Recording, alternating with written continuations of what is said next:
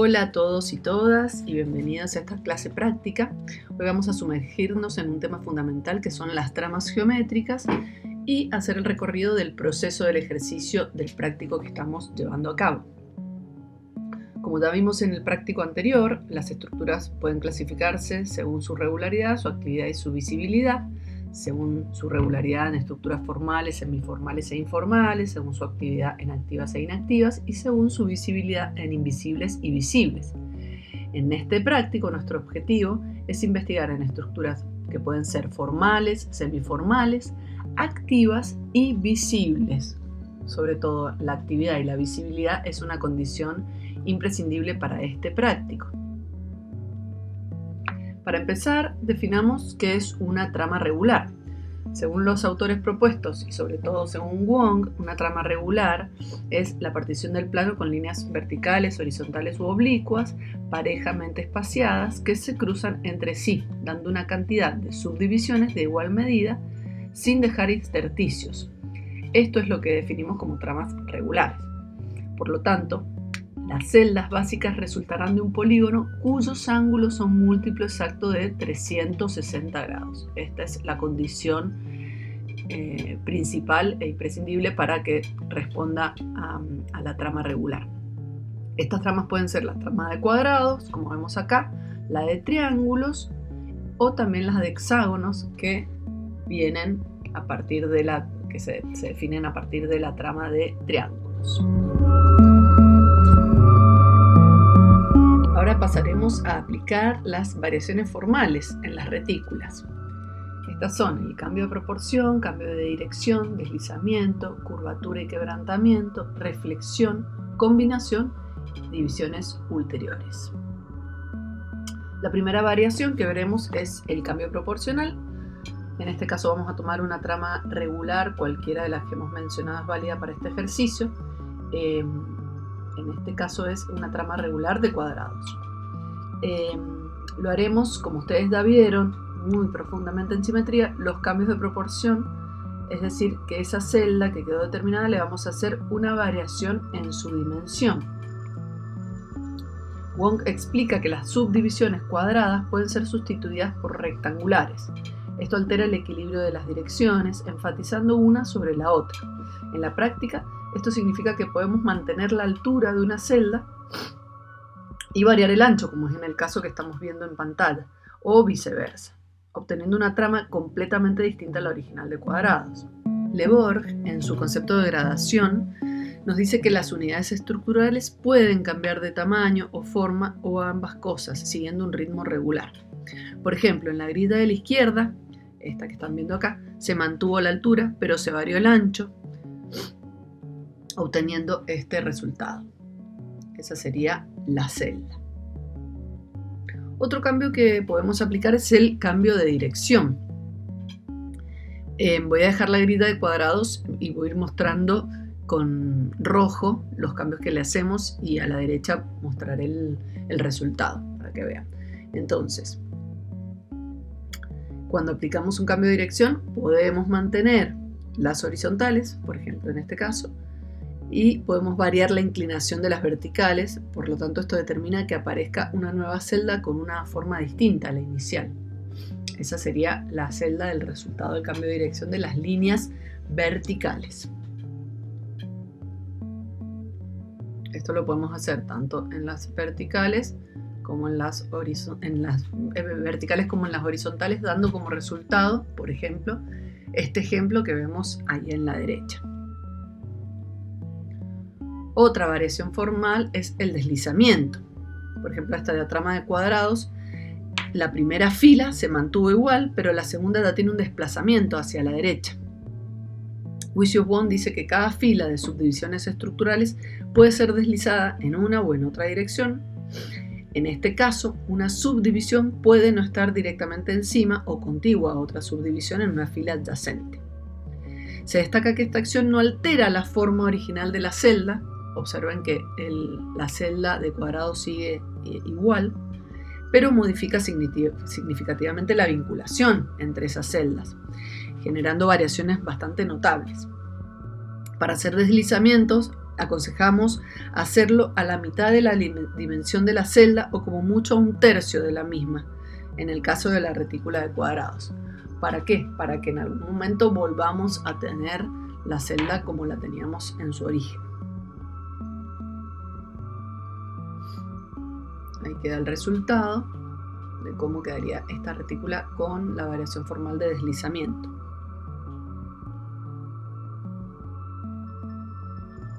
Ahí, acá el deslizamiento está hecho en la mitad de la dimensión de la celda. Si vemos en el ejemplo anterior, el deslizamiento es un tercio de la dimensión del módulo.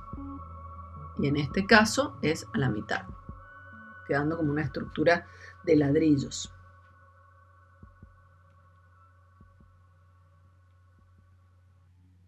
También podemos hacerlo en el sentido vertical, por supuesto.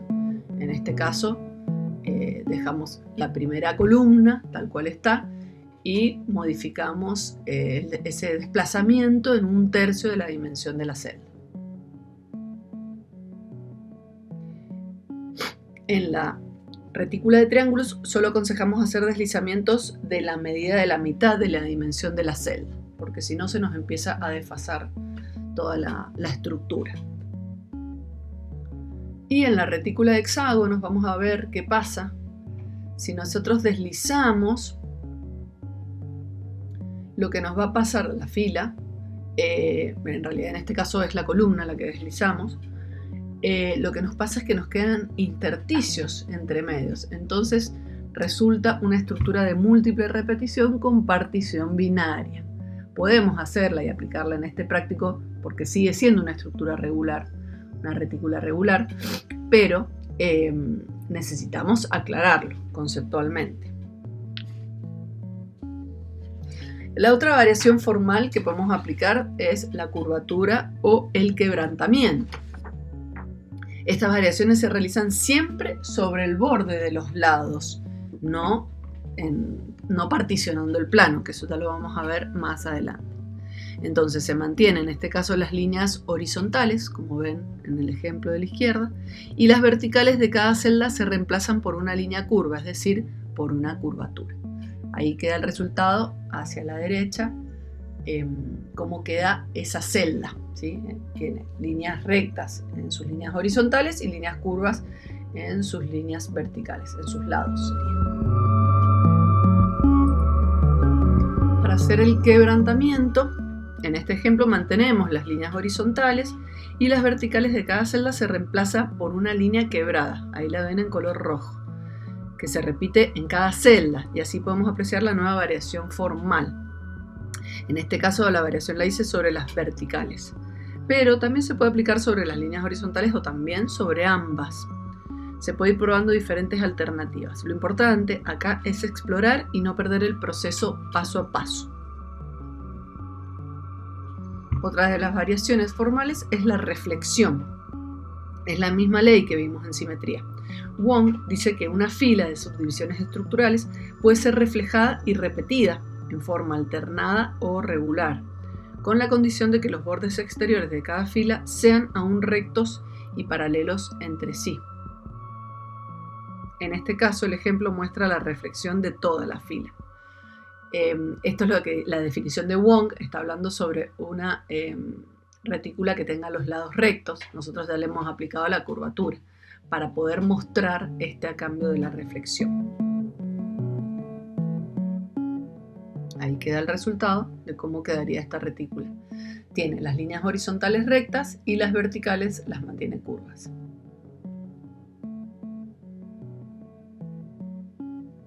También se puede aplicar en el ejemplo con variable de quebrantamiento, ahí como ven acá en el ejemplo, ya sea en las filas o en las columnas. Otra variable que podemos aplicar es la de combinación. Esta variable permite ampliar nuestras celdas o crear composiciones con mayor atractivo.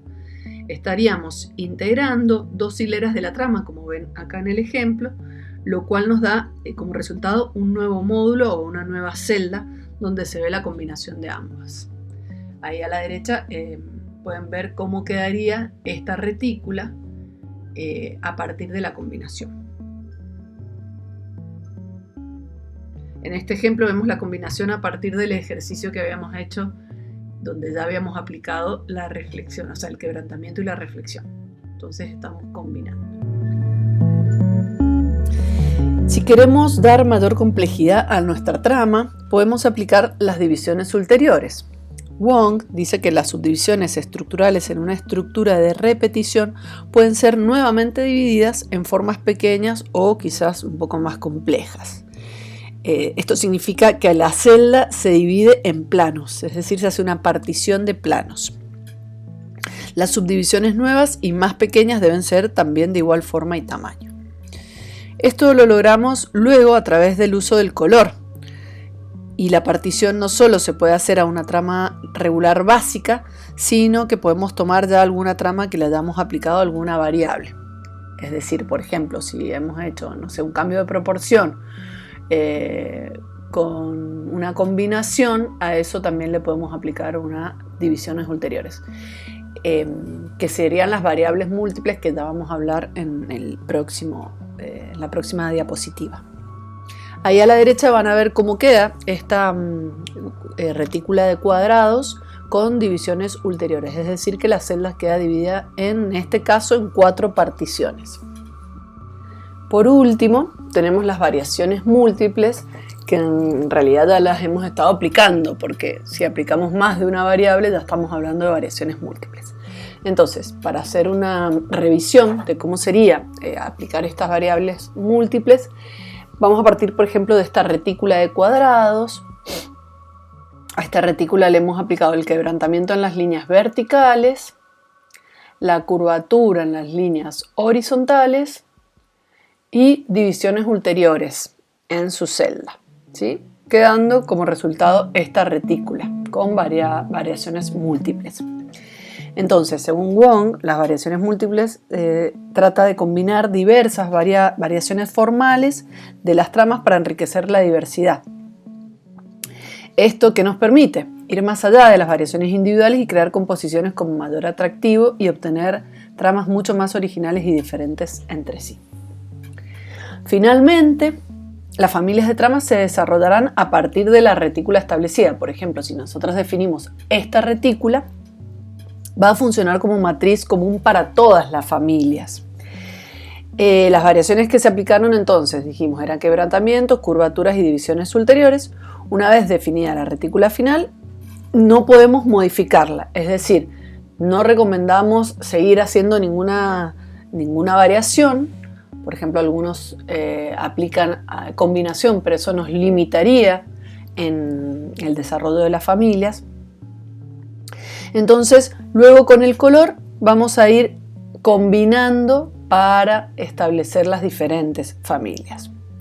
Hay que decir que estas familias deben integrarse en una composición integral, es decir, en la lámina definitiva, que se concibe a partir de un criterio de diseño personal y se sustenta en un concepto rector, ¿sí? Eso ya lo vamos a ver en la clase de composición. Bueno, esperamos que este material haya sido de mucha utilidad y que complemente la bibliografía que sostiene todo el marco teórico del práctico, por supuesto, y les deseamos mucho éxito en el desarrollo. Ahora, a trabajar.